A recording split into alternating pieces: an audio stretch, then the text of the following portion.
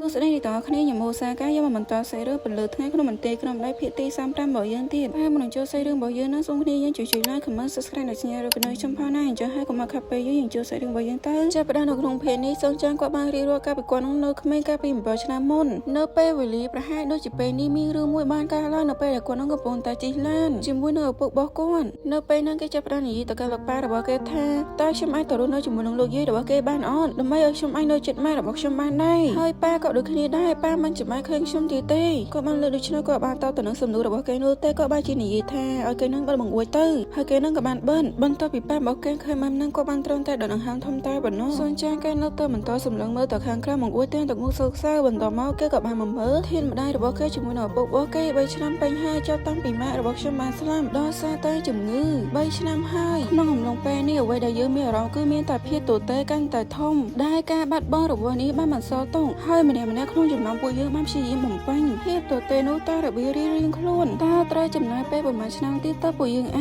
ចខ្លាចជាអង្គភាពតែមួយដូចមុនវិញហើយនៅពេលនោះខណៈដែលកំណត់មិនច្បាស់លាស់ជាច្រើនចាប់ផ្ដើមកើតឡើងនៅក្នុងចិត្តរបស់ខ្ញុំនោះគឺជាលើកដំបូងដែលខ្ញុំបានឃើញណានស៊ូ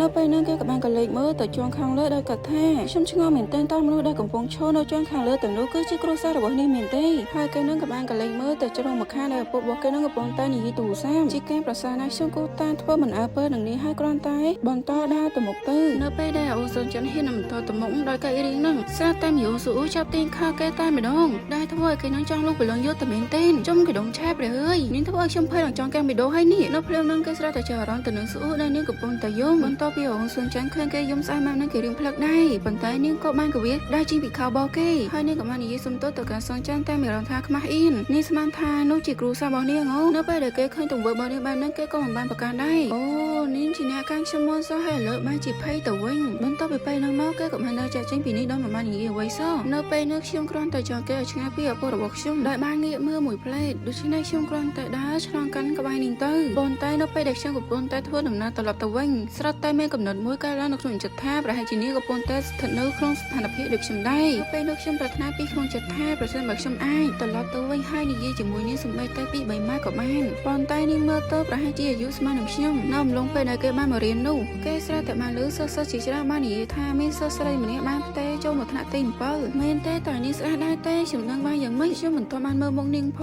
ងតោះតើមើលអ្នកទាំងអស់គ្នាហីពួកក្មេងៗនេះមិនណយដែរហ្នឹងណានិយាយស្មោះត្រង់ទៅស្ទើរតែមិនដែលមាននរណាម្នាក់ផ្ទេរមករស់នៅតំបន់ដោយស្រយារបស់ពួកយើងទេលើលែងតែក្មេងប្រុសម្នាក់នៅក្នុងថ្នាក់ទី2ក្រៅពីនោះគ្មានករណីផ្សេងទៀតទេដូច្នេះដូចអ្នកដតីដែរខ្ញុំក៏មានការចង់នឹងចង់ឃើញដែរហើយនៅក្នុងចិត្តសែនជ្រៅខ្ញុំក៏មានក្តីសង្ឃឹមតិចតួចមួយទៀតអូហូនាងមានឈ្មោះអ្វីទៅណាមស៊ូមែនដឹងទេគេនិយាយថានាងជាបងប្អូនជីដូនមួយរបស់ឆេជីវុនមេឬប៉ុន្តែពួកគេទាំងពីរមិនដូចគ្នាសោះខ្ញុំក៏មិនដូចបងប្អូនជីដូនមួយរបស់ខ្ញុំដែរហានៅពេលដែលអូស៊ុនចានគេកំពុងតែឈរជាមួយអ្នកដតីដែរនោះគេក៏បានច្រឡំឃើញទៅនឹងស៊ូអូដោយគេបានកាត់ថាប៉ុន្តែនាងមើលទៅស្ងួតស្ងាត់មកណាមួយម្យ៉ាងវិញទេសរបស់នាងខ្លីជាងមុនហើយក្រោយពីពេលនោះមកយើងឃើញថាស៊ូនាងកំពុងតែធ្វើដំណើរដើម្បីត្រឡប់ទៅកាន់ផ្ទះវិញប៉ុន្តែពេលនោះស៊ុនចានគេបានហៅទៅកាន់ស៊ូអូទៅនោះគឺជាណានស៊ូមែនទេសួស្ដីនាងលើដូច្នេះនាងក៏បានងាកមកទាំងភ័យដែរអូសួស្ដីហើយអូស៊ុនចាននៅពេលដែលបានឃើញស៊ូម្ដងទៀតនោះគឺថានិយាយសរុបតែម្ដងហើយថ្ងៃនេះយើងត្រឡប់ទៅផ្ទះតែម្នាក់ឯងមែនទេមិត្តភក្តិដែលជាធម្មតាដើរជាមួយនឹងនាងទៅណាអស់ហើយដូចជាឆេជីវុននិងអ្នកផ្សេងទៀតអញ្ចឹងណាយើងក៏បានតវិញទៅពួកគេនិយាយថាពួកគេមានមករៀនបន្ថែមអូរៀនបន្ថែមមែនគេក៏បានកើតក្នុងចិត្តទាំងឆ្ងល់ប៉ុន្តែថ្ងៃនេះមិនមានថ្នាក់រៀនបន្ថែមអីទាំងអស់ទេមិនឲ្យរងចាំយូរគេក៏បានចង្អុលមកកាន់ខ្លួនឯងដល់ស៊ូទៅកាន់នាងថាអញ្ចឹងយ៉ាងណាក៏ដោយតើនាងមានចាំខ្ញុំដែរទេកូនស្រីយើងក៏បានទៅកាន់គេតែងឯក្បាលអូសំទោសខ្ញុំទៅតែផ្ទៃមកថ្មីដូច្នេះខ្ញុំនៅមិនទាន់ចាំមកអ្នកគ្រប់គ្នាបានទេអូនសូមចាន់លើដូច្នេះគេលង្កែតែម្ដងទេខ្ញុំមិនមែននិយាយពីសាលាទេខ្ញុំចង់និយាយពីទីមិនចោះសមគេក៏បានគិតណាយ៉ាងណាមិញនៅពេលនោះវាប្រហែលជាពិបាកខ្លាំងណាស់សម្រាប់នាងប្រហែលជានាងមិនអាចចង់អ្វីបានទាំងអស់ឡើយភ្លាមគេក៏បានណែនាំឈ្មោះរបស់គេនឹងទៅកាន់ស៊ូ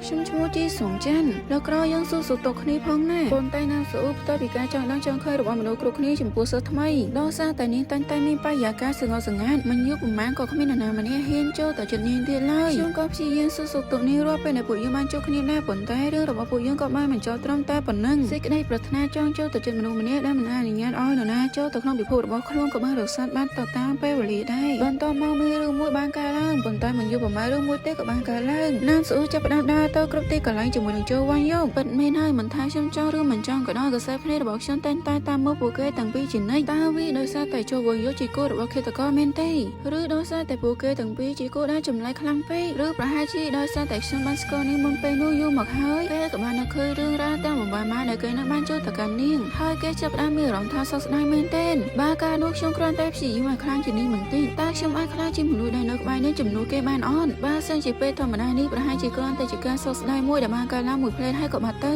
បើសិនជាពេលនោះមិនមានឧបទ្ទហេតុនោះបានកើតឡើងស្រាប់តែមានក្មេងប្រុសម្នាក់បានរកយ៉ាងត្រហេះត្រហល់ដើម្បីមកប្រាប់មើលរឿងថារបស់គេថាមានការឆ្លោះប្រយុទ្ធគ្នានៅខាងក្រៅរវាងអ្នកណានិងអ្នកណាទៅគេនិយាយថាម្នាក់ក្នុងចំណោមនោះគឺជូវ៉ាន់យ៉ុងប៉ុន្តែជាធម្មតាគេតែងតែជាមនុស្សដែលទ្រាំឲ្យគេវាប៉ុណ្ណោះហើយអ្វីបានជាគេស្រាវតែជួគ្នានិងប្រយុទ្ធគ្នាអញ្ចឹងនឹងឲ្យការអត់ធ្មត់មានដែរកំណត់ដឹងអត់ពួកក្មេងៗ